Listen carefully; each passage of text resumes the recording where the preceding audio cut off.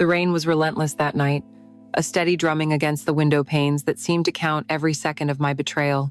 Her breath was hot against my ear, a stark contrast to the cold dread coiling in my stomach, and her fingers dug into the muscles of my back, claiming a territory that was never hers to explore. The living room was dark, save for the faint, sterile glow of the street lamp outside, casting long shadows that twisted the familiar shapes of our furniture into monstrous forms. I could smell the wine on her breath, mingled with the sweet, intoxicating scent of her perfume, a scent that had slowly, insidiously, filled every corner of my home over the past 2 weeks. Her whisper was a ragged, desperate sound, breaking the rhythm of the rain. "Ethan, please." The word was both a plea and a surrender. My own voice was a stranger to me when it finally escaped, hoarse and barely audible. "Chloe, no, we can't. Sarah," I said my wife's name, and it felt like a shard of glass in my throat. It was supposed to be an anchor, a stop sign, but it was just a word, lost in the storm of touch and heat and forbidden desire. She shifted, her body pressing closer, and her lips found the sensitive skin of my neck. "Just for tonight, Ethan," she murmured, her voice thick with unshed tears and a raw, aching need. "Just let me forget everything." It had all started just 2 weeks earlier, with a phone call that shattered the quiet evening. Before that moment, my life was a carefully constructed piece of architecture, solid and predictable. I was Ethan, 35 years old. My wife, Sarah, was the foundation of that life, a nurse whose compassion was the soft light that filled our comfortable suburban home in Seattle. We had a rhythm, a beautiful, comforting routine of shared dinners and quiet weekends. Our love was a quiet, steady flame, not a raging fire, but it was warm and it was ours. Then the phone rang, and Sarah answered. I watched as her face fell, her expression shifting from warm contentment to deep, empathetic sorrow. It was Chloe, her best friend since college, a woman who was more like a sister to her. The divorce was final. She had sobbed into the phone, her voice a broken thing. Without a moment's hesitation, Sarah offered our home. "Of course, you'll stay with us," she had said, her own voice unwavering and kind. "You can have the guest room for as long as you need. We're family." I had agreed, of course. How could I not? I saw the pain in my wife's eyes for her friend, and I felt a pang of pity for Chloe. It was the right thing to do. A simple act of kindness. I never imagined that by opening our door to a friend in need, I was inviting in the very storm that would tear my world apart. She arrived on a Tuesday, under a sky the color of slate. The rain had softened to a persistent, melancholic drizzle that clung to the windows and made the world outside look blurred and indistinct. I remember watching from the living room window as her car, a practical sedan that seemed too modest for the vibrant woman I remembered, pulled into our driveway. The engine cut out, and for a long moment, nothing happened. It was as if she was gathering the strength to cross the final threshold from her old life into this strange, temporary purgatory. Sarah, my Sarah, didn't wait. She grabbed an umbrella from the stand by the door and rushed out, a small, determined figure moving to shield her friend from a storm that had already drenched her to the bone. I remained at the window, a spectator in my own home, feeling a strange sense of detachment. When the passenger door finally opened, the woman who emerged was a ghost of the Chloe I knew. The Chloe from our wedding, from summer barbecues and New Year's Eve parties, was a creature of bright colors and loud, infectious laughter. She commanded attention effortlessly, her blonde hair always perfectly highlighted, her smile a flash of brilliant white. This Chloe was muted, a watercolor painting left out in the rain. Her hair, still beautiful, was pulled back into a simple, listless ponytail. She wore a beige trench coat that seemed too large for her, and beneath it, I could see gray sweatpants and a simple t-shirt, the uniform of someone who has given up on presentation. As Sarah wrapped an arm around her, guiding her towards our front door, I saw her face properly for the first time. Her eyes, a shade of blue I'd once described as electric, were swollen and rimmed with red. She was still beautiful, achingly so, but it was a fragile, broken beauty, like a porcelain doll that had been dropped and painstakingly glued back together, the cracks still visible if you looked closely enough. Their entry into the house felt like a change in atmospheric pressure. Suddenly, the air was heavy with unspoken grief. Chloe's two large suitcases stood on our hardwood floor like foreign objects, unwelcome monuments to a life dismantled. Sarah was a flurry of motion and comforting words, taking Chloe's wet coat, guiding her to the sofa, immediately heading to the kitchen to make tea. "Don't you worry about a thing," Sarah said, her voice the warm, capable tone she used with her patience. "You're home now." I stood there, feeling large and clumsy in the charged space. "Hey, Chloe," I managed, my voice sounding hollow. She looked up at me and tried to smile, but it was a tremor of the lips that didn't reach her haunted eyes. "Hey, Ethan, thanks. Thanks for this. For everything." Her voice was soft, raspy from crying. Her presence changed the very geography of our home. The guest room, a place that had held dusty boxes and the occasional visiting relative, was now Chloe's sanctuary, her cell. The sofa she sat on, the one where Sarah and I would cuddle and watch movies, was now her grieving bench. That first evening was an exercise in careful navigation. Sarah made a simple soup, comfort food, but Chloe barely touched it. She just held the warm bowl in her hands as if absorbing the heat was all the nourishment she could manage. I watched her, trying not to stare.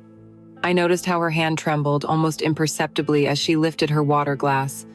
I saw the way she kept pulling at the sleeves of her sweater, covering her hands, a gesture of someone trying to hide, to become smaller. Sarah, bless her heart, kept up a gentle stream of chatter, talking about work, about a funny thing our neighbor's dog did, anything to fill the suffocating silence that Chloe carried with her like a shroud. I was quiet, observing. My mind, the analytical mind of an architect, couldn't help but deconstruct the situation. I cataloged the details of her sorrow. I remembered her ex-husband, Mark, a man with a loud voice and an easy charm who always seemed more interested in the crowd than in his own wife. I had never liked him, and now, seeing what he had done to Chloe, a cold, hard dislike settled in my gut. I felt a surge of something primal, a protective instinct, but I quickly pushed it down. This was not my battle. My role was simple: be a good husband to Sarah, support her as she supported her friend, be a gracious host, provide a safe, stable, and utterly platonic space for this wounded woman to heal. I told myself this over and over. Later, as Sarah bustled around the guest room, adding a softer lamp and her favorite scented candle to the nightstand, I carried Chloe's heavier suitcase upstairs. When I entered the room, Chloe was standing by the window looking out at the dark, wet street. She had a small silver picture frame in her hand. For a second, I thought it was a photo of her and Mark, but as I set the suitcase down, she quickly placed it face down on the dresser with a soft click. "Let me know if you need anything else," I said, keeping my distance near the door. She turned, and for a moment, the dim light caught the graceful curve of her neck and the sharp line of her jaw. "Thank you, Ethan," she said again, and this time her eyes held mine for a second too long. There was nothing seductive in her gaze, only a profound, bottomless sadness, a silent plea for something. Understanding. Witness. I wasn't sure. I just nodded and retreated, closing the door softly behind me. That night, lying in bed next to my sleeping wife, I could hear it. Through the wall that separated our master bedroom from the guest room, I could hear the faint, muffled sound of Chloe crying. It wasn't loud or hysterical, but a low, rhythmic, heartbreaking sound of pure desolation. It was the most intimate sound I had ever heard from her, a private agony that I was now an unwilling party to.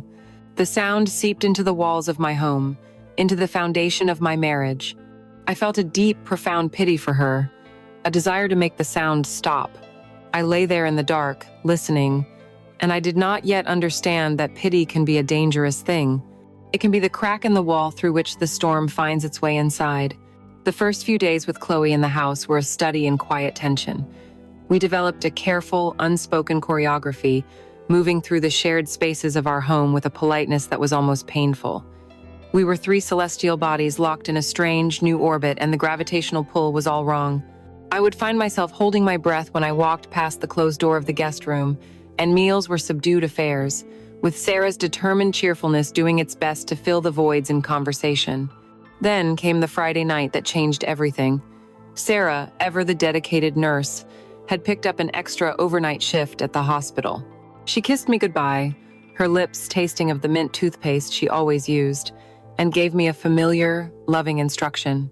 "Take care of Chloe for me," she said, her eyes full of sincere concern for her friend. "Make sure she eats something. Don't let her just sit in the dark." The click of the front door closing behind her echoed through the house like a gunshot. The silence that descended was different from the peaceful quiet I was used to when I was alone. It was a heavy breathing silence, charged with the awareness of the other person sharing it. I retreated to my home office, trying to lose myself in blueprints and structural calculations, but my focus was fractured. My thoughts kept drifting to the woman in the living room. I could hear the faint rustle of a page turning, the soft sigh. Each small sound was an intrusion, a reminder that we were alone, together. After an hour of staring at the same schematic, I gave up. Sarah's words echoed in my head. "Don't let her just sit in the dark." I went to the kitchen, my movements feeling deliberate and loud in the stillness. I opened the refrigerator, its hum, the only sound, and my eyes landed on a bottle of Cabernet Sauvignon we had been saving. On impulse, I pulled it out. Wine was a bridge, a truce, a socially acceptable way to ease the unbearable tension. I found 2 glasses, the crystal ringing softly as I placed them on the counter. Walking into the living room felt like stepping onto a stage. Chloe was curled up on one end of the large sectional sofa, a book lying open but unread in her lap. She was bathed in the soft, isolated pool of a single reading lamp, the rest of the room lost in shadows. She looked up as I entered, her expression wary like a startled deer. I thought you might like a glass of wine," I said, holding up the bottle as evidence of my benign intent. A small, grateful smile touched her lips. "I'd love one." "Thank you, Ethan." I poured the dark red liquid into the glasses, the sound filling the silence. I handed one to her, our fingers brushing for a fraction of a second. It was an insignificant, accidental touch, but it felt like a tiny spark in the dry tinder of the room. I sat on the opposite end of the sofa, creating a safe, unbridgeable distance between us. For a while, we sipped in silence, the wine slowly beginning to unwind the tight knots of awkwardness. The conversation, when it began, was cautious. We talked about my latest project, a modern glass house overlooking the water. We talked about the book she was reading, a dense historical novel she admitted she couldn't focus on. Each topic was a carefully chosen, smooth stone skipped across the surface of the deep, dark lake of her grief. But the wine and the lateness of the hour began to do their work. Her posture softened. She tucked her feet up underneath her, the movement making her seem younger, more vulnerable. I asked a simple, gentle question, the one I had been wanting to ask since she arrived. "How are you really doing, Chloe?" She stared down into her glass, swirling the red wine as if the answer was hidden in its depths. When she finally spoke, her voice was low, stripped of all pretense. "I feel erased," she said. "It's the only word for it. For the last 2 years of my marriage, I was becoming invisible. I'd get dressed up for a date night he'd planned, put on a dress I knew he once loved, and he wouldn't even notice. He'd talk about his work, about sports, about anything but me, but us." She took a shaky breath and continued. "The silence was the worst part. The silence in the car. The silence at dinner. Lying in bed at night, inches apart in the dark, and feeling like we were in different universes. He stopped touching me. Not just, He stopped touching my arm when he passed me in the kitchen. He stopped putting his hand on the small of my back when we walked into a room. The little things that say, 'I see you. You are here with me.' They all just stopped. My own marriage was built on those little things, and I couldn't imagine a life without them." I felt a surge of anger at Mark, a hot, protective rage that surprised me with its intensity. She looked up at me then, her blue eyes shimmering with unshed tears. He made me feel like I was a ghost in my own life, like I was just a part of the household inventory, the wife, the social planner, a useful, functional object, and I started to believe it. I'd look in the mirror and wonder, am I still beautiful? Is there anything left here that a man could possibly desire? Her voice broke on the last word, and a single tear escaped, tracing a glistening path down her cheek. Without thinking, I moved. The distance between us on the sofa vanished. I was sitting beside her, the heat from her body radiating towards me. My own voice was thick with an emotion I couldn't name. Don't ever think that, Chloe." The words were out before I could stop them. I reached out, my hand hovering for a moment before I placed it gently on her shoulder. The effect was immediate, electric. I felt the fine knit of her sweater, and beneath it, the warmth of her skin, the slight tremor that ran through her at my touch. She didn't pull away. Instead, she leaned into my hand, a subtle, almost imperceptible movement that was a confession in itself. Her crying stopped. She just sat there, breathing, under the weight of my hand. The room went utterly silent. The only sound was the frantic beating of my own heart. It was just a hand on a shoulder, a gesture of comfort, a platonic act between friends. But we both knew it was more than that. It was a line crossed, a question asked and answered without a single word. My hand was a brand, a claim. I could feel the delicate bones of her shoulder, the living, breathing woman beneath my palm, a woman who had been made to feel invisible, and who I was now seeing with a terrifying, devastating clarity. The moment stretched, full of unspoken energy. It probably only lasted for 5 seconds, but it felt like an eternity. When I finally drew my hand back, the air where it had been felt cold. My skin tingled. We didn't look at each other. We just sat there, side by side in the dimly lit room, the silence between us no longer awkward, but filled with a new and dangerous awareness. The morning after our late-night confession was thick with unspoken things. The air in the kitchen, usually so light and filled with the comforting aroma of coffee and Sarah's cheerful morning chatter, felt heavy and charged. Chloe and I moved around each other with a new, stilted awareness. We were no longer just a husband and his wife's grieving friend. We were co-conspirators in a crime that hadn't even been committed, bound by the memory of a single, lingering touch. Our eyes would meet for a split second over the rim of a coffee mug, and then dart away guilty. Sarah, in her post-shift bliss, noticed nothing. She floated around the kitchen in her favorite fuzzy robe, recounting a story about a difficult patient, completely oblivious to the silent, frantic dialogue happening right in front of her. Her innocence was a spotlight, illuminating the dark corners of my own mind, and I felt a fresh wave of shame. I spent the rest of that Saturday trying to exorcise the ghost of that moment. I threw myself into mindless physical tasks, hoping to sweat out the memory. I mowed the lawn with a ferocious intensity, the roar of the engine, a welcome noise to drown out my thoughts.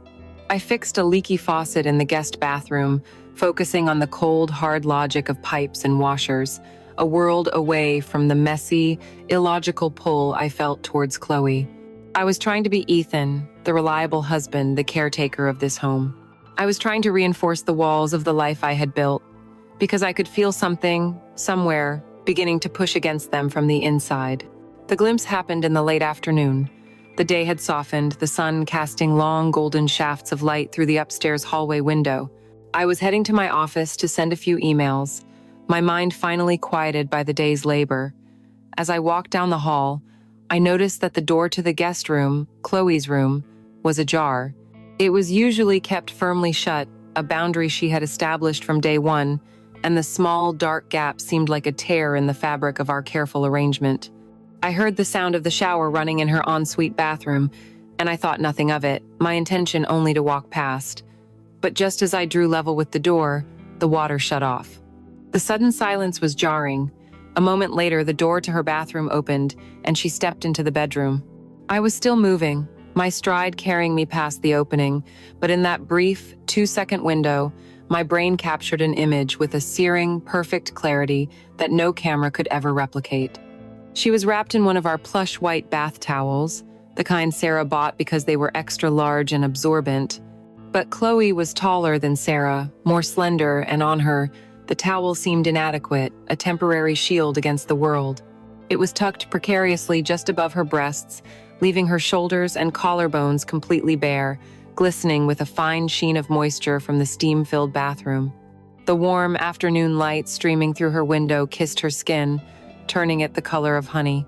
I saw the elegant, vulnerable curve of her neck, and a single, perfect drop of water that had escaped her hair, tracing a slow, silver path down her skin, disappearing into the white terry cloth just above the swell of her breast.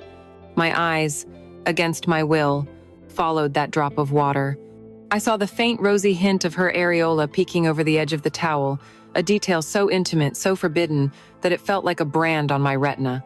The towel stopped mid-thigh, revealing the long, toned line of her leg, the gentle curve of her calf. I saw all of this in less time than it takes to draw a breath. It was a fragment, a stolen frame, a masterpiece of forbidden art glimpsed through a keyhole. I didn't stop walking. My body continued its forward momentum, even as my mind had frozen solid. I reached my office, stepped inside, and closed the door with a soft click, my hand trembling slightly on the knob. I leaned back against the solid wood, my heart hammering against my ribs like a trapped bird. I was breathing heavily, as if I'd been caught doing something terribly, irrevocably wrong. And in a way I had. I had seen something I was not meant to see. My first feeling was a tidal wave of guilt, hot and suffocating. I had violated her privacy. My home was supposed to be her sanctuary, a safe place for her to heal, and I had become a voyeur in it. My mind raced, trying to justify it. It was an accident.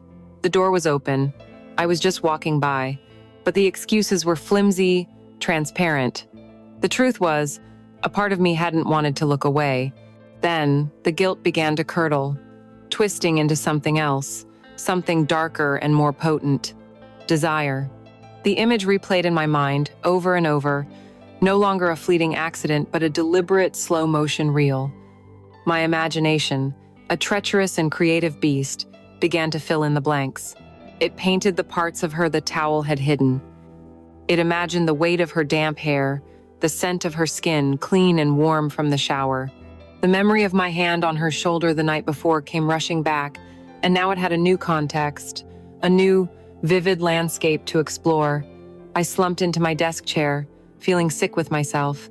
I stared at the framed photo of Sarah and me on our last vacation, both of us smiling, tanned, happy. Her smile was so open, so full of trust. My love for her was the foundation of my world, a solid, dependable thing. This feeling for Chloe was something else entirely. It was a wildfire, a flash flood. It was pure, selfish, destructive lust. It had no foundation.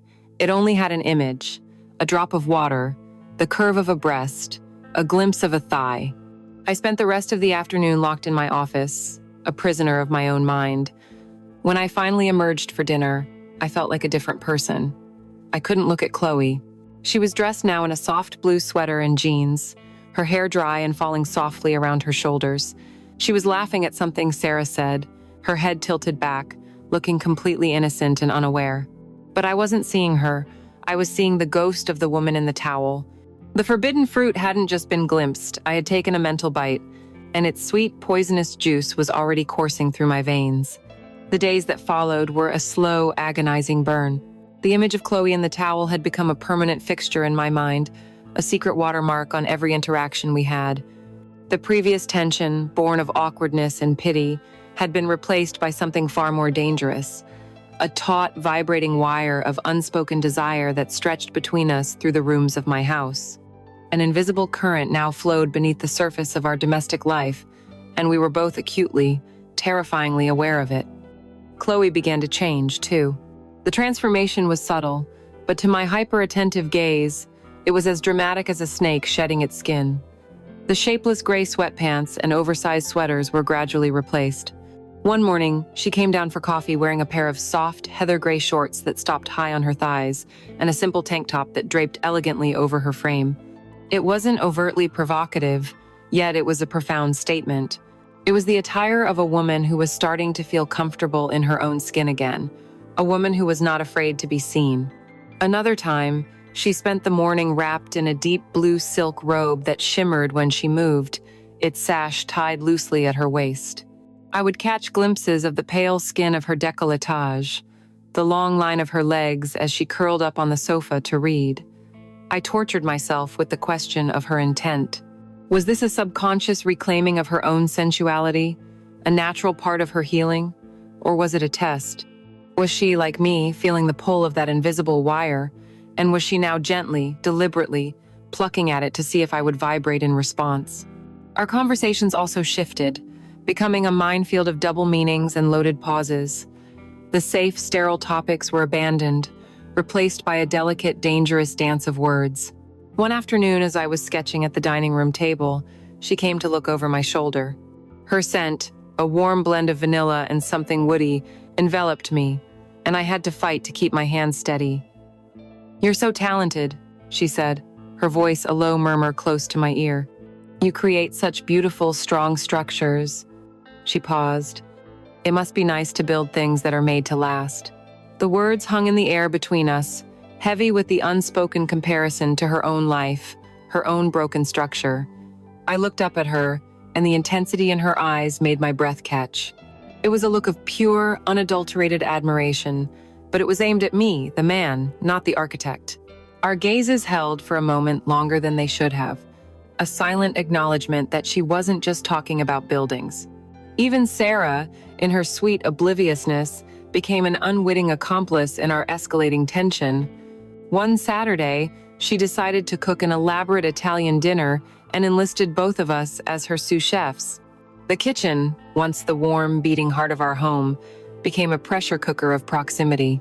It was a space designed for two, and the three of us moved in a clumsy, intimate ballet, constantly brushing up against one another. At one point, Sarah was at the sink, and she sent Chloe and me to the pantry to find a specific jar of sun-dried tomatoes. The pantry was small, barely a closet, and we were forced to stand shoulder to shoulder, our bodies almost touching in the narrow space. As we scanned the shelves, her arm brushed against mine, from wrist to elbow, a slow drag of warm skin against my own. "Sorry," she whispered, though she made no move to pull away. "It's a little tight in here." "No problem," I managed to say, my voice sounding strained. I was acutely aware of the rise and fall of her chest as she breathed, of a stray strand of her blonde hair that had fallen against my shoulder. The true spark, the one that made the situation feel irreversible, happened moments later, back in the main kitchen. We were all standing at the large central island, chopping vegetables. Sarah was at one end, I was in the middle, and Chloe was next to me. The rhythmic thump of our knives was the only sound for a minute. I reached for the block of Parmesan cheese at the same exact moment she did. It wasn't a brush of fingertips this time.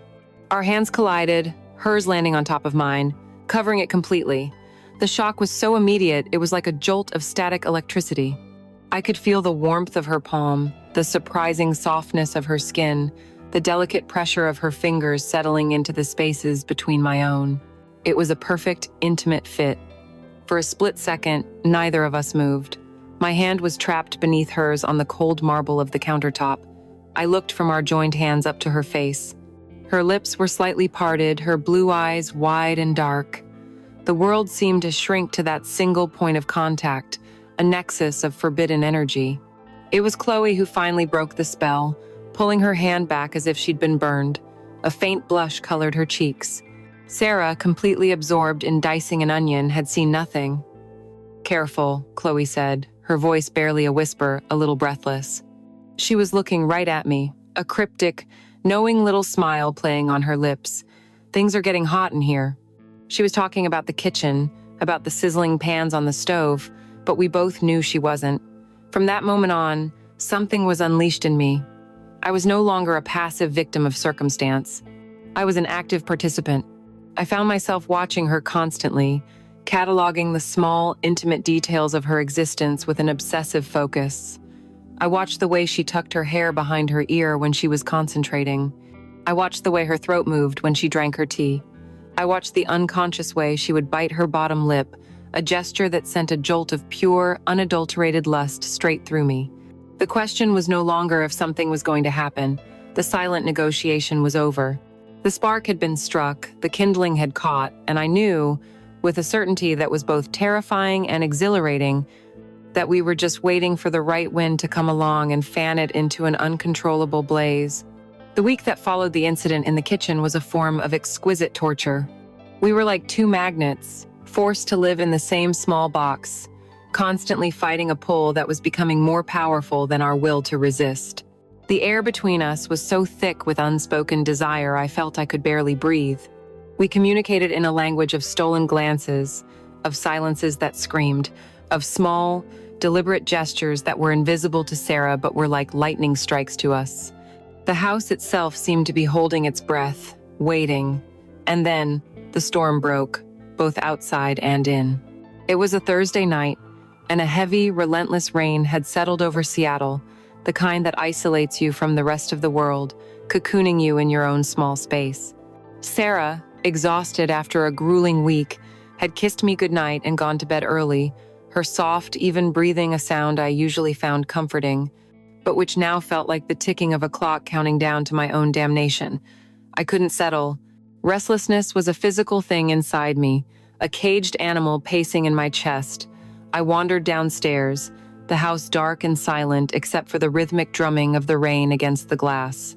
I was heading for the kitchen, telling myself I needed a glass of water, but I knew it was a lie. I was looking for her. I found her in the living room. She was standing in front of the large sliding glass doors that led to the patio, a lone, still silhouette against the chaotic, rain-lashed darkness outside. She was wearing the blue silk robe I had seen her in before, and the faint ambient light from the street lamp outside caught the soft sheen of the fabric. Her arms were wrapped around herself, and even from across the room, I could see the slight tremor in her shoulders. She was crying again, but this was different from the helpless grief I had witnessed before. This was a deep, silent, lonely sorrow. I approached her slowly, my footsteps muffled by the thick rug. "Chloe," I said, my voice quiet in the vast, dark room. She didn't turn around immediately. She just stood there, her forehead resting against the cool glass. "Sometimes I feel like I'm going to disappear, Ethan," she said, her voice a fractured whisper that was nearly lost in the sound of the rain. "Like if I stand here long enough, I'll just dissolve and become part of the storm." She finally turned to face me, and her face was a mess of tear tracks glistening in the dim light. "I'm so empty. So terribly, terribly empty." And in that moment, the last of my resolve crumbled. This wasn't about pity anymore. This was about an ache inside my own chest that mirrored hers. I closed the distance between us and pulled her into my arms. The embrace was an immediate conflagration. At first, it was meant to be a comfort, a simple human gesture. But the moment our bodies touched, it became something else entirely. She didn't just accept the hug. She collapsed into me, clinging with a desperate strength that stole my breath. Her hands gripped the fabric of my t-shirt at my back, her face pressing hard into my chest. I could feel the frantic, frightened beat of her heart against my own. I wrapped my arms tighter around her, my hands sliding up into the cool silk of her hair. I breathed in her scent, that intoxicating mix of vanilla and sorrow, and I was lost. I tilted her chin up, and our eyes met in the darkness. The question that had been hanging between us for weeks was finally asked and answered in that single, profound gaze. Her lips were parted, her breath a soft, shaky puff against my skin. The first kiss was hesitant, a gentle, searching pressure. It tasted of salt and rain and regret. It was a kiss that said, "We shouldn't be doing this." It was a kiss that tried to remember Sarah, sleeping peacefully just one floor above us. But then, she made a small, wounded sound in the back of her throat, a whimper of pure, undiluted need, and the dam of our restraint broke.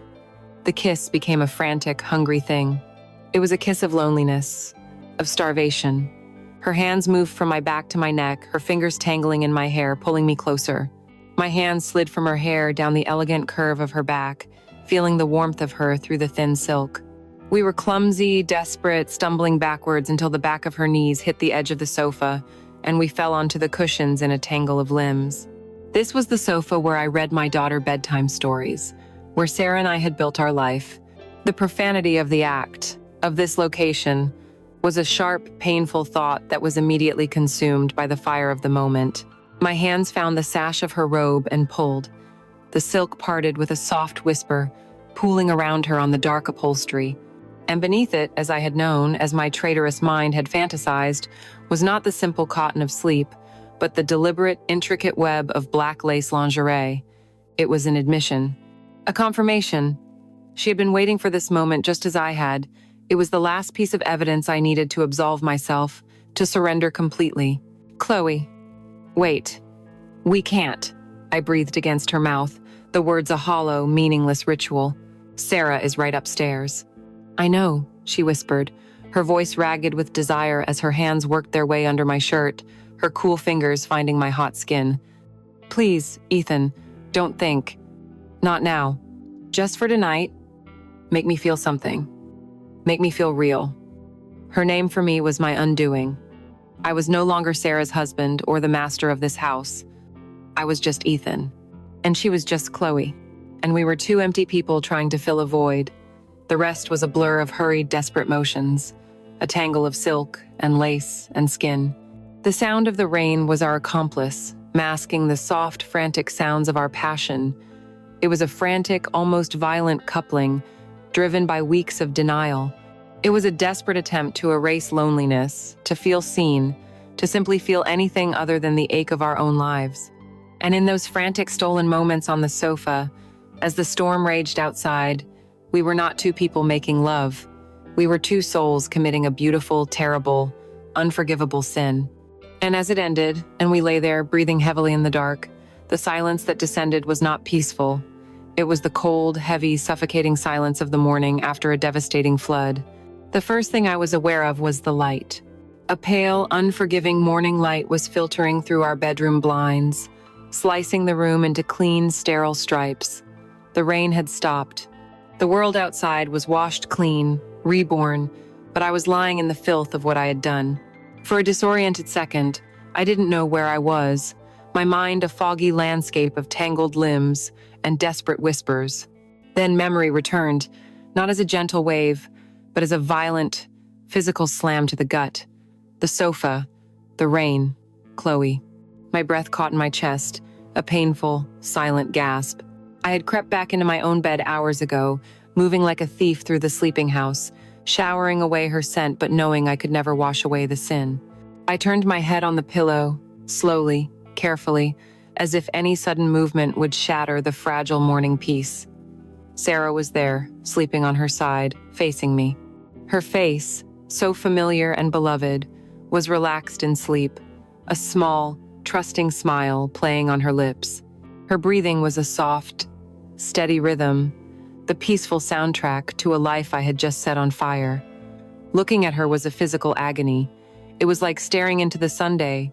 I was a creature of the dark, a nocturnal predator who had somehow crawled into this clean, safe bed. I felt a wave of self-loathing, so profound it made me dizzy. I was a monster, wearing the skin of her husband. I slid out of bed with the care of a bomb disposal expert, holding my breath, my muscles screaming with a tension that had nothing to do with sleep. I had to go downstairs. I had to see the scene of the crime in the harsh light of day. Every step on the hardwood floor was a potential betrayal, every creak a confession. The house was silent, but to me it was ringing with the echoes of the night before. I reached the bottom of the stairs and looked into the living room. The sun was pouring in now, illuminating every dust mote dancing in the air. The room looked normal. Deceptively so, but I saw it differently. I saw the slight indentation in the sofa cushions where we had been. I saw the dark blue silk robe, which she must have forgotten in her haste, draped over the arm of a chair, a flag of surrender and shame. The sight of it sent a jolt of panic through me. It was evidence, tangible proof. I moved quickly, snatching the robe, my fingers recoiling slightly from the cool, slick fabric. It still held her scent. I shoved it deep into the laundry hamper in the utility room, burying it beneath towels and jeans, a frantic attempt to erase the sin.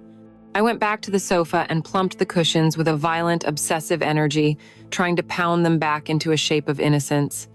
It was a futile, pathetic gesture. The memory was baked into the fabric, into the very air of the room. I was in the kitchen, my hands wrapped around a mug of coffee. I had no intention of drinking, when I heard her footsteps on the stairs. My entire body went rigid. I braced myself, my eyes fixed on the dark, unmoving liquid in my mug. She entered the kitchen, and the silence was absolute, a heavy, suffocating blanket. I could feel her presence without looking up. After a moment, I risked a glance. She looked as broken as I felt. She was wearing one of her anonymous gray sweaters and jeans, her face pale and scrubbed clean of makeup. Her eyes were puffy, and she wouldn't look at me, her gaze darting around the room, landing on anything but my face. She looked like a stranger, a ghost. There was no trace of the passionate, desperate woman from the night before. We moved around the kitchen in a silent, miserable ballet, performing the ritual of making coffee. The clink of her spoon against her mug was like a gunshot. The gurgle of the coffee machine was deafening. We were two actors in a terrible play, with no script, only a shared, unutterable secret. Morning. The word came out of Sarah's mouth like a sunbeam, bright and impossibly cheerful as she breezed into the kitchen. She was glowing, refreshed from a good night's sleep, wearing a colorful sundress as if to will the good weather to stay. Her innocence was an assault. "Isn't it a beautiful day after all that rain? I was thinking we could all go to the farmer's market, get some fresh bread and cheese for lunch." She kissed my cheek, a casual, loving gesture that felt like a brand of hot iron on my skin. I flinched. She didn't seem to notice. She turned to Chloe, wrapping her in a warm hug. "How did you sleep, sweetie?" Chloe stiffened in her embrace, and I saw her squeeze her eyes shut for a second. "Fine," she mumbled into Sarah's shoulder. I slept fine. We were sitting at the breakfast table.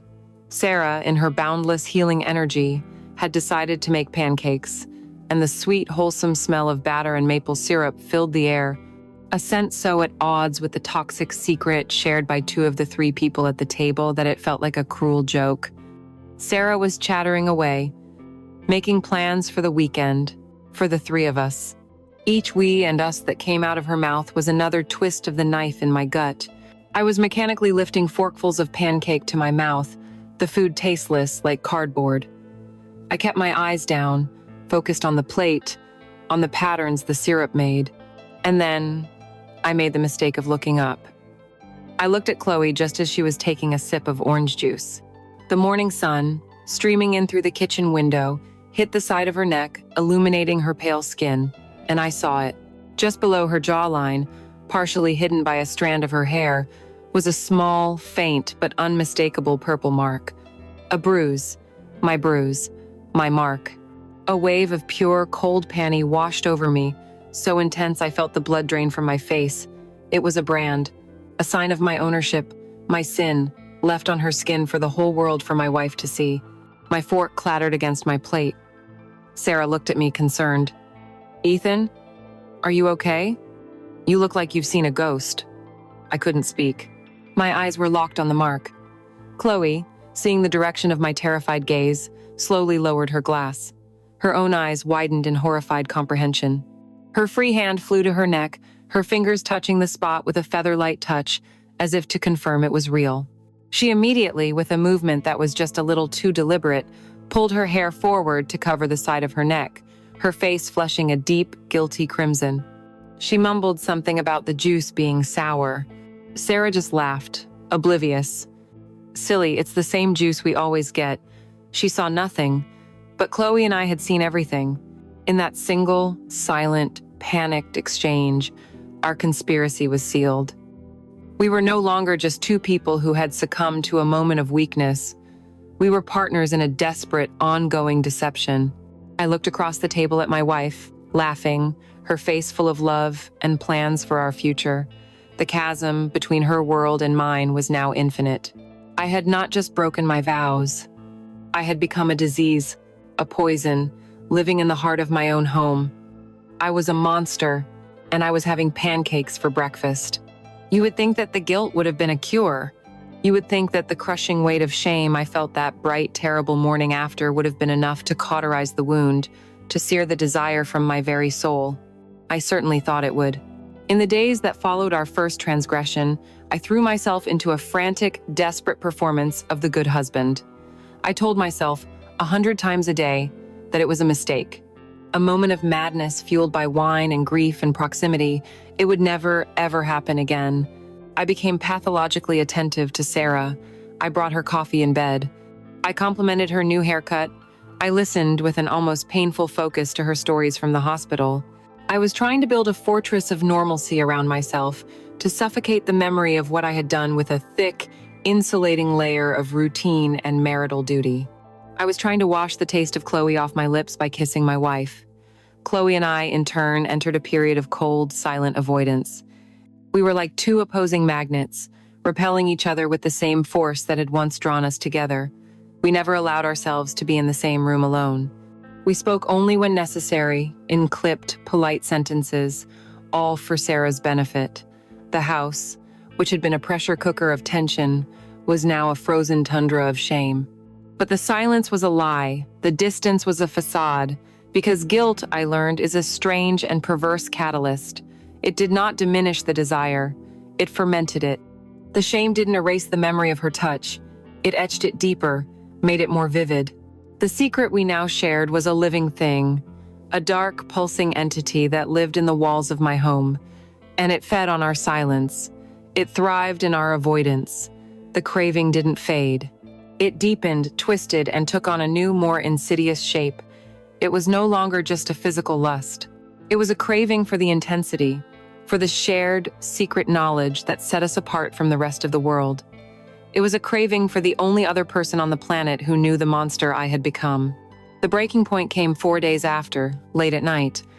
I was lying in bed, the familiar weight of Sarah's sleeping form beside me.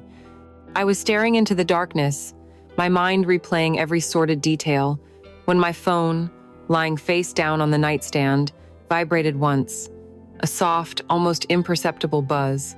But in the stillness of the room, it sounded like a thunderclap. My heart hammered against my ribs. I knew, with absolute certainty, who it was.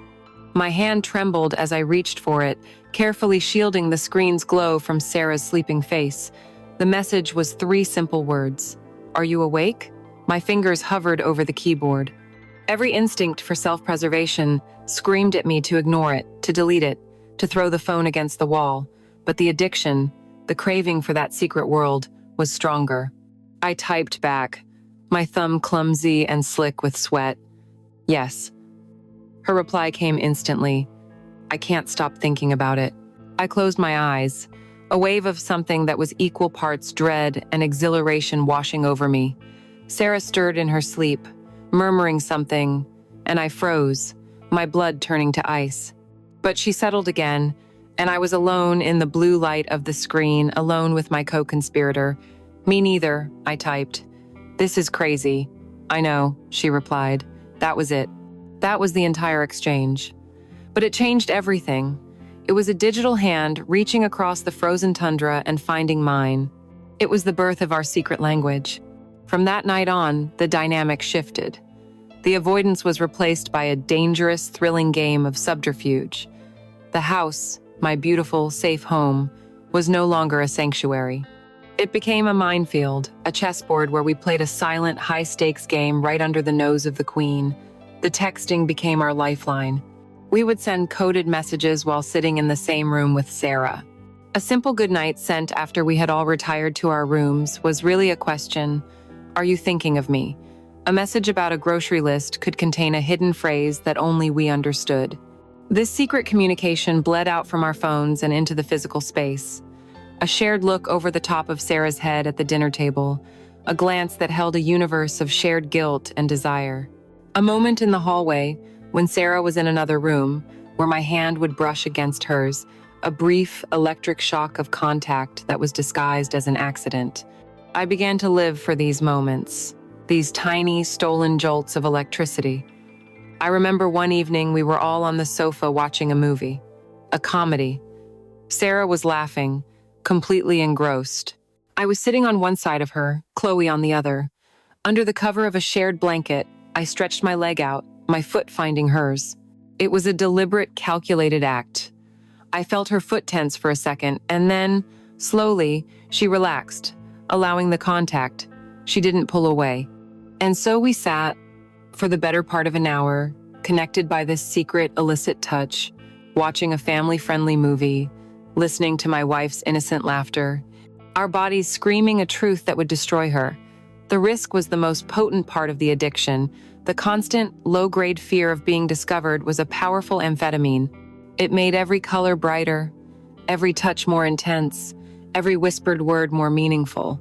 The house became a landscape of memory and opportunity. The guest room door was a silent promise. The living room sofa was a haunted monument to our sin. I became paranoid, constantly on high alert, interpreting every innocent question from Sarah as a veiled accusation. "You seem tired, honey." "Does she know I was up late texting?" "You're quiet tonight." Did she see the look I just gave Chloe? My life had split into two realities. There was the boring black and white world of domesticity with Sarah, and then there was the vivid, dangerous Technicolor world of my affair with Chloe. In that secret world, I was seen, I was desired, I was alive. The guilt hadn't vanished. It was a constant companion, a dull ache in the center of my chest. But the craving had become a roaring fire, and the guilt was just the wind that fanned its flames higher. The opportunity for our second betrayal was presented to us, gift-wrapped, courtesy of my wife's unwavering devotion to her family. Her mother's 60th birthday was that weekend, a 3-hour drive away in a neighboring state. Sarah had been planning the trip for months. I was supposed to go, of course, but a last-minute, fabricated work crisis, a deadline I myself had invented, provided the perfect excuse to stay behind. I feigned disappointment with a skill that frightened me, holding Sarah and lamenting my bad luck, my terrible timing. She, in her infinite capacity for trust, simply kissed me and told me not to work too hard. "At least you'll have Chloe to keep you company," she had said with a bright, genuine smile. "Don't you two get into too much trouble." The irony was so thick it was nearly suffocating. The morning she left, I played the role of the dutiful husband to perfection. I carried her bags to the car. I filled her travel mug with coffee. I kissed her long and deep at the driver's side door, a Judas kiss that tasted like ash in my mouth. I watched her car pull out of the driveway and disappear down the street, and when it was gone, I turned and walked back into my house, my heart a heavy, leaden thing in my chest. The click of the front door shutting behind me was the starting pistol. I found Chloe in the kitchen, leaning against the counter, a coffee mug cradled in her hands. She looked up at me as I entered. The nervous, guilty energy of the past few weeks was gone. The avoidance, the downcast eyes, the polite distance, it had all vanished with the sound of Sarah's retreating car. All that was left was a raw, palpable anticipation. Her eyes were dark, her gaze steady and questioning. We stood there for a long moment, the silence of the empty house stretching between us, no longer a barrier of shame, but a vast, open territory of possibility. I was the one who moved first. There were no words. Words were for the world of lies and excuses we had just left behind. I walked across the kitchen, each step feeling deliberate, final. I stopped in front of her, close enough to feel the heat radiating from her body. I took the coffee mug from her hands and set it down on the counter behind her. Then, I placed my hands on her waist, my thumbs tracing the line of her hips. It was a gesture of ownership, of intent. I leaned in and kissed her. It was nothing like our first, frantic kiss in the dark. This was slow, deep, and deliberate. It was a kiss that acknowledged everything, the betrayal, the guilt, the lies, and the unstoppable, all-consuming desire that had grown out of them. It was a kiss that said, "I know what we are doing, and I am choosing it." When we finally broke apart, we were both breathless. Her hand came up to cup my jaw, her thumb stroking my cheek. "Upstairs," I said, my voice hoarse. It wasn't a question. It was a command, a surrender. She just nodded, her eyes never leaving mine. I took her hand, our fingers lacing together, and I led her out of the kitchen, through the quiet living room and up the stairs, towards the one place in the house that had, until this moment, remained sacred. Entering our bedroom with her felt like the ultimate act of desecration. The room was filled with Sarah. Her favorite vanilla-scented candle sat on the dresser. A stack of her novels was on her nightstand. And on the wall opposite the bed was a large framed photograph from our wedding, the two of us smiling, caught in a moment of pure, uncomplicated joy. For a second, my steps faltered. The weight of the betrayal threatened to crush me, but then Chloe squeezed my hand, her touch an anchor in the storm of my guilt. She pulled me forward, away from the ghost in the photograph, and into the living, breathing reality of her presence. She turned to face me, and with a slow, deliberate confidence, she began to unbutton her shirt, her eyes holding mine, challenging me, daring me. She shrugged it off her shoulders, letting it fall to the floor. She was wearing the same black lace bra from that first night, but seeing it now, in the full, honest light of day, was a revelation. I could see every intricate detail of the lace against her pale skin. I could see the full, perfect swell of her breasts, the delicate shadow of her cleavage. My hands went to her waist, sliding under her tank top to feel the smooth, warm skin of her back. This time, there was no hurry. We had the whole weekend. We had all the time in the world to explore the wreckage we were making. We shed our clothes slowly, deliberately, a mutual, silent act of worship and sacrilege. I saw all of her then, the slender column of her throat, the gentle curve of her stomach, the flare of her perfect rounded hips.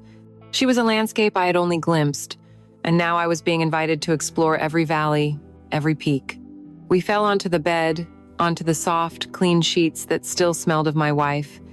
And this time, it was not the desperate, frantic coupling of the sofa. It was slow. It was sensual. It was a deep, unhurried exploration. We took our time learning the lines and curves of each other's bodies, the rhythm of each other's breath. The afternoon sun streamed through the window, bathing us in a warm, golden light, as if blessing our sin. Our dialogue was no longer the panicked protest of, "We can't." It was a litany of pure, unadulterated pleasure. Her head was thrown back against my pillow, her hair a golden halo, her whispers and moans a symphony of surrender. "Oh, Ethan, right there. Please, don't stop." My own voice was a low growl, a chorus of praise and disbelief. "Chloe, God, you feel so incredible." Her fingers would dig into my shoulders, her body arching against mine. "Ethan. Oh, God, Ethan." Each time she said my name, it was an affirmation, a claiming. We were sealing our pact, our conspiracy, in the most sacred space of my marriage. We were not just two bodies. We were two traitors, finding a desperate, profound solace in our shared crime. In those hours, in that bed, the world outside ceased to exist. Sarah ceased to exist. There was only the feel of skin against skin, the sound of our breathing, the shared, selfish, beautiful, and monstrous reality we had created. Afterwards, we didn't spring apart in shame. We lay tangled in the sheets, our bodies damp and sated. The silence was not awkward or guilty. It was a heavy, intimate silence, the kind shared by soldiers after a battle. I turned my head and looked around the room at the artifacts of my other life. The wedding photo, Sarah's book, her pillow. The guilt was still there, a low, humming frequency beneath the surface, but it was different now. It was no longer a sharp, piercing pain. It was a dull, permanent ache, a part of me. I had crossed a line, and I now realized, with a chilling clarity, that the line had not just been crossed. It had been erased completely. The 2 days we had alone together were a fever dream, a pocket of stolen time where the rules of the real world did not apply. In the bubble of that weekend, we were not adulterers. We were simply a man and a woman, lost in a world of pure, sensual discovery. But the bubble was fragile, and it was destined to pop. The sound of Sarah's car pulling into the driveway on Sunday evening was the sharp, piercing pin that burst it all. The hour before she arrived was a frantic, paranoid ballet of deception. We worked with a silent, grim efficiency, a team of criminals scrubbing a crime scene. I stripped the sheets from our bed, and threw them into the washing machine, adding extra detergent as if I could bleach the memory of Chloe's scent from the fibers. Chloe, meanwhile, moved through the house like a ghost, collecting any trace of her presence, a misplaced book, a forgotten teacup, erasing the evidence of the comfortable intimacy we had shared. We were restoring the set, putting the props of my marriage back in their rightful place.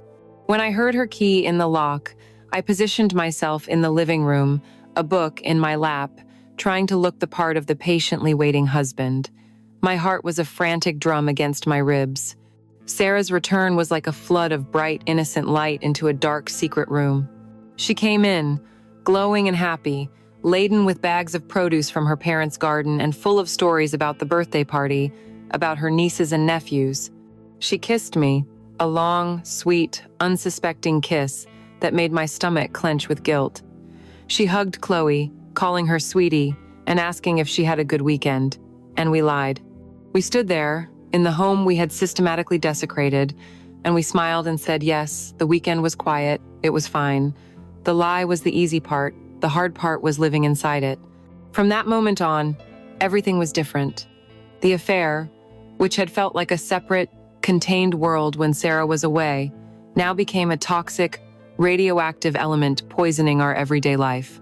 The fantasy had been predicated on Sarah's absence. Her presence made it a grotesque and unbearable reality. I began to unravel. I could no longer compartmentalize. I became distant, moody, a ghost, haunting the edges of my own family. At dinner, Sarah would talk about her day, and I would just nod, my mind a million miles away, replaying a moment from the weekend, or panicking about a text message I was waiting for. My phone became a third limb, an explosive device I had to constantly guard. I kept its screen down at all times. I took it with me to the bathroom. If it buzzed in my pocket, I would flinch as if I'd been shocked. Sarah, of course, noticed. She was a nurse. Her entire profession was built on observation, on noticing the subtle symptoms that signal a deeper illness. After a few days of my sullen silence, she confronted me. It was late, and we were in the kitchen cleaning up after dinner. Chloe had already retreated to her room. "Ethan, what's going on with you?" she asked, her voice soft with concern, not accusation. "You've barely said 2 words all night. You seem so angry. Is everything okay at work?" The lie came so easily it terrified me. "Yeah, it's just this big project. We're behind schedule. The client is being difficult. I'm just stressed, that's all." I couldn't look at her as I said it. I focused on scrubbing a non-existent spot on a clean plate. I felt her hand on my back, a gesture of support that felt like a judgment. "You know you can talk to me," she said gently. "Don't shut me out." I just nodded, feeling like the lowest form of life on the planet. I was shutting her out and building a whole new world with her best friend, right under her roof. But it wasn't just me who had changed. The weekend had altered Chloe, too.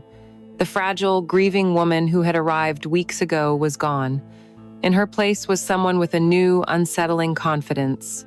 A subtle possessiveness began to color her interactions. She would find reasons to touch me in Sarah's presence, a hand on my arm to emphasize a point, a playful nudge as she passed me in the hallway.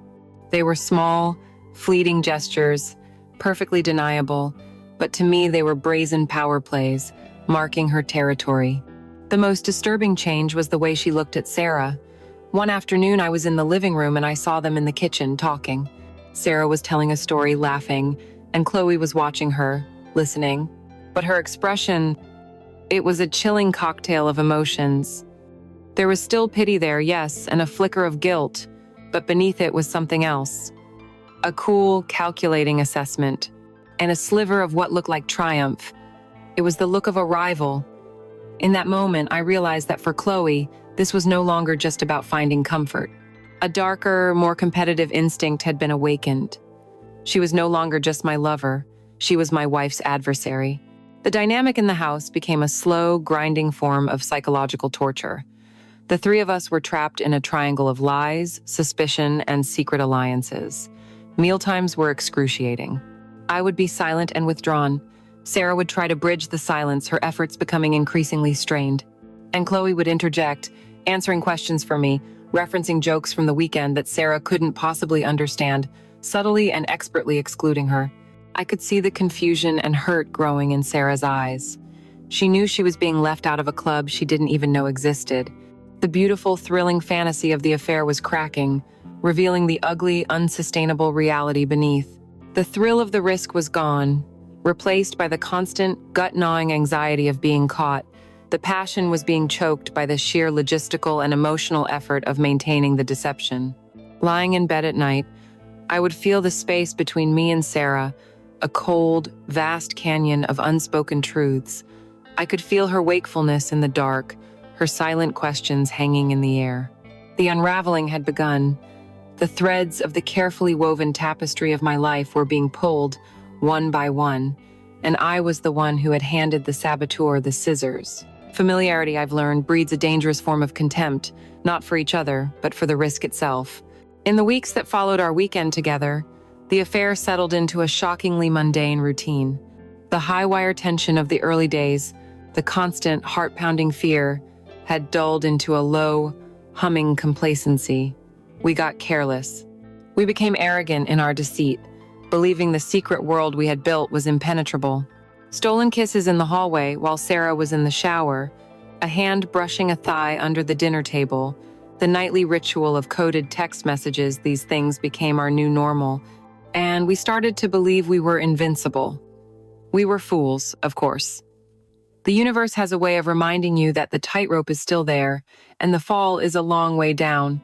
Our first warning shot, the first tremor that shook the foundations of our reckless little world, came via the very device that had become our lifeline, my phone. It was a Tuesday night, a perfectly ordinary weeknight. Sarah and I were on the sofa, watching some mindless television show, a bowl of popcorn shared between us. It was a scene of domestic tranquility so perfect, it could have been staged for a catalog. My phone was on the coffee table, screen up. I wasn't thinking. Chloe was upstairs in her room, and we had been texting moments before, a lazy, flirtatious back and forth. As Sarah reached for a handful of popcorn, the screen lit up. A new message from Chloe. I saw Sarah's eyes, drawn by the sudden light, flicker down towards the screen. My heart stopped. Time seemed to slow to a crawl. I could see the words materializing in the notification banner, a string of text that would detonate our lives. It read, "Still thinking about your hands on me this morning." My reaction was pure animal instinct. I snatched the phone off the table with a speed that was far too fast, far too guilty. The motion was so abrupt that it sent the popcorn bowl flying, scattering kernels across the rug. "Damn it!"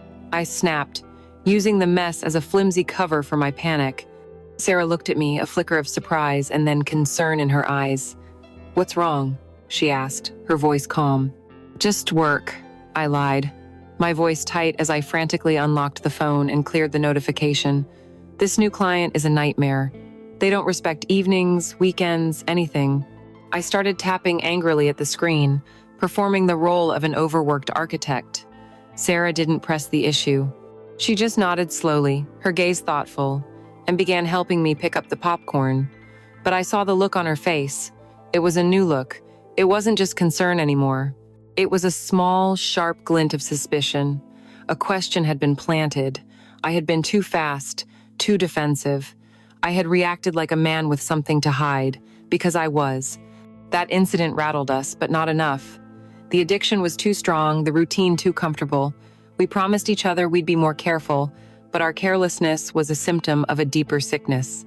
The real blow, the one that shattered our illusion of control, came a week later. It started with laundry. Such a mundane domestic chore. Sarah was on a cleaning kick, gathering laundry from all the rooms in the house. I was in my office, trying to do actual work for once, when I heard her call my name from our bedroom.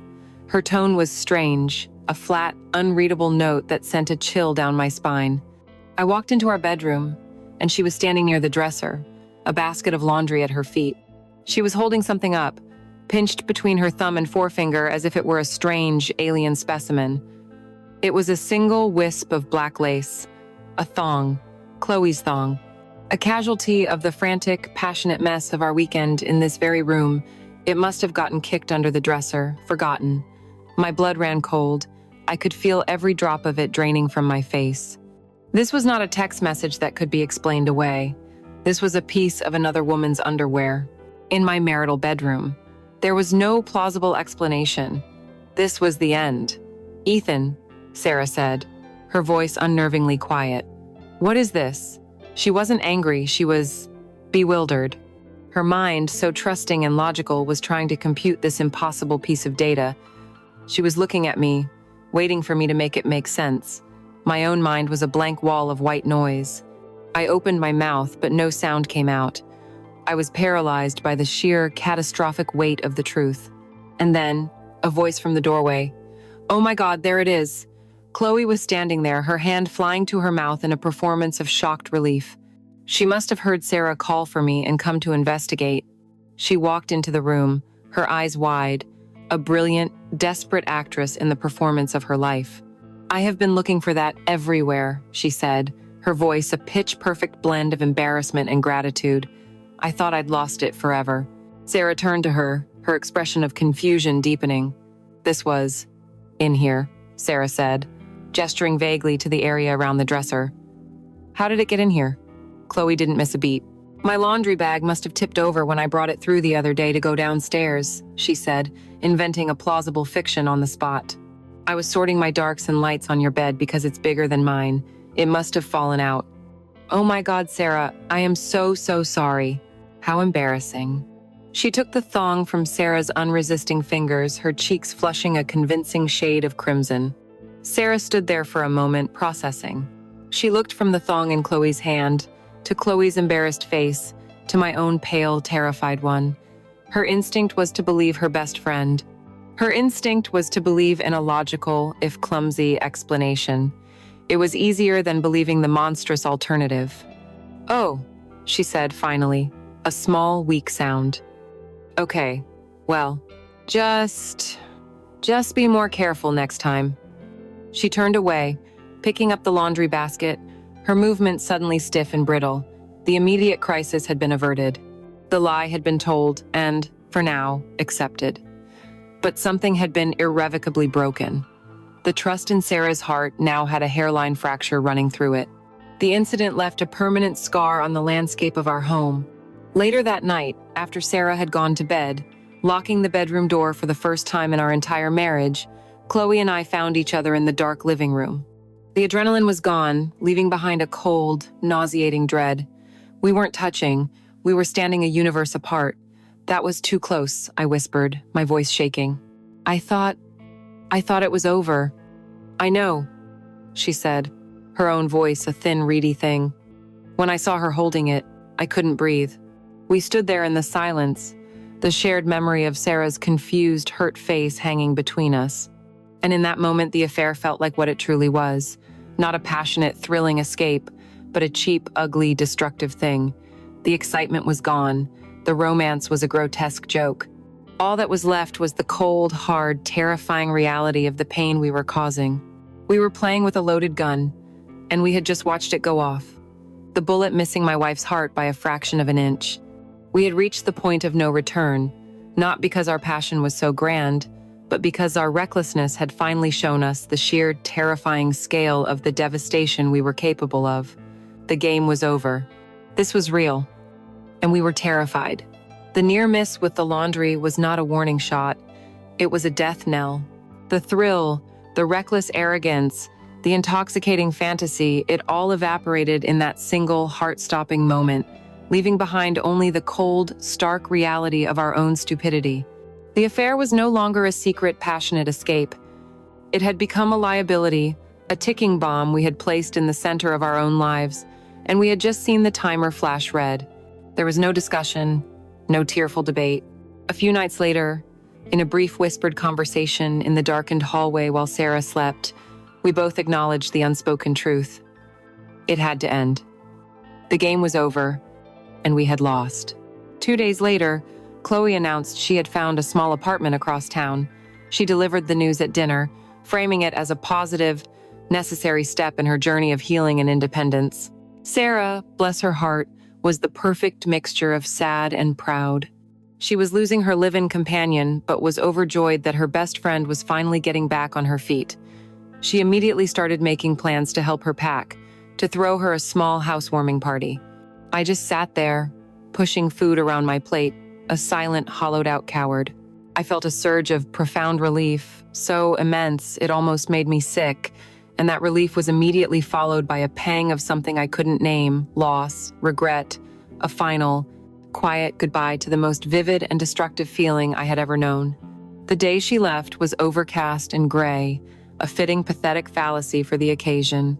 Her life, which had been so chaotically enmeshed with ours, was now neatly packed into a handful of boxes and suitcases that stood by the front door like silent gravestones.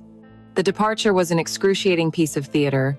Sarah clung to Chloe in a long, emotional hug, promising to call every day, making plans for the following weekend. "You take care of yourself, you hear me?" Sarah said, her eyes glistening with genuine tears. "I'm so proud of you." Chloe's own eyes were glassy, her smile brittle. "I couldn't have done it without you, Sar," she said, her voice thick. "Without both of you." And then, over Sarah's shoulder, her eyes found mine. It was our final, silent exchange.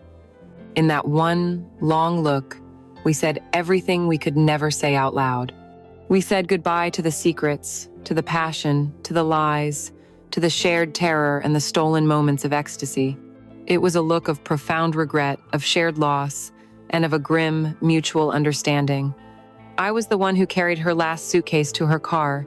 The act felt deeply symbolic, a final, necessary exorcism. I was physically removing the sin from my home. I placed the bag in her trunk, and for a moment, my hand rested near hers on the lid. "Take care, Chloe," I said, my voice low, the words feeling utterly inadequate. "You too, Ethan," she whispered, and then she got in her car, started the engine, and drove away without looking back. Sarah and I stood on the porch, watching until her car was a disappearing speck. She sighed, a sad, wistful sound, and leaned against me. "The house is going to feel so empty now," she said. The word empty struck me with the force of a physical blow. She had no idea. The house wasn't empty. It was full. It was overflowing with the ghost of what I had done. As we walked back inside and closed the door, the silence that greeted us was not peaceful. It was a loud, accusatory silence, thick with memory. Over the next few days, I became a tourist in a museum of my own sins. My home was no longer a sanctuary. It was a series of exhibits, each one a monument to my betrayal. I would look at the living room sofa, and I wouldn't see the place we watched movies. I would see a tangle of limbs in the rainy darkness.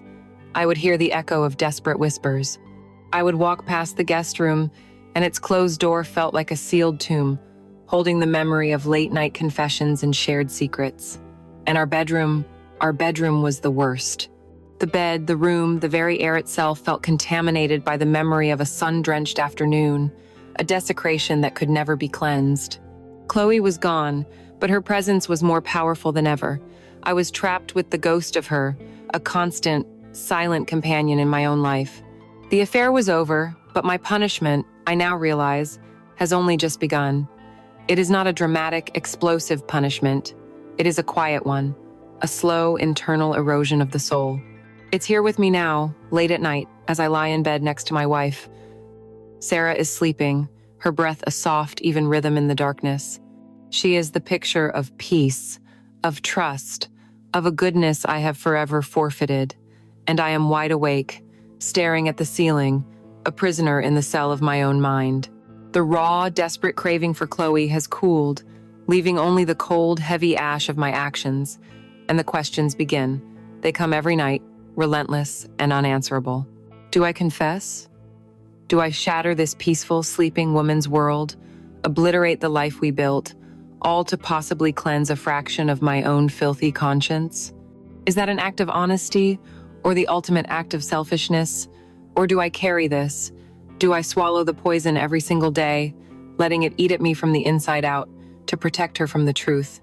Do I honor my vows in their breach, by sentencing myself to a lifetime of silent, solitary penance in this marriage that is now, for me, a gilded cage? I look at her, my beautiful, trusting wife, and I know that the greatest betrayal was not the sex or the lies. It was the fact that I had a choice, and I chose to break her world, whether she ever finds out or not. The affair is over, Chloe is gone, but I am still here, and I am haunted.